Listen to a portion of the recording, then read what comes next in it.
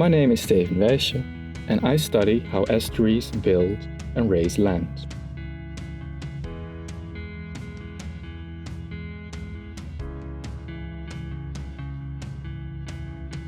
Geological records in the form of boreholes and old maps show us that many old estuaries were able to form new land and keep up with mild sea level rise. In turn, this valuable land opened up new opportunities for plants, animals, agriculture, and urbanization.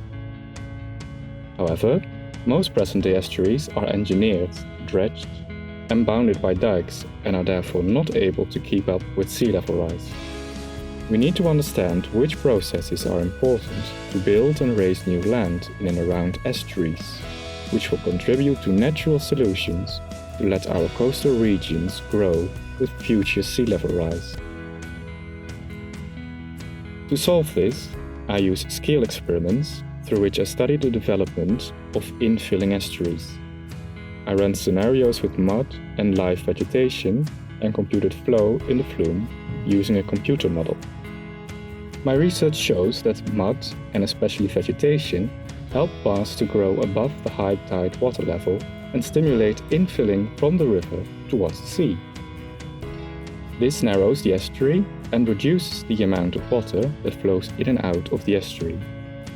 In addition, vegetated bars and lands are more difficult to erode than muddy bars.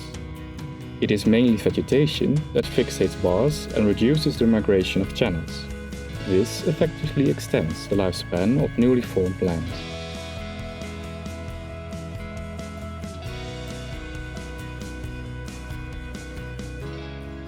In light of the rising sea level, these experiments have brought us one step closer to developing natural solutions to protect our coastal regions from drowning by building and raising new land with mud and vegetation.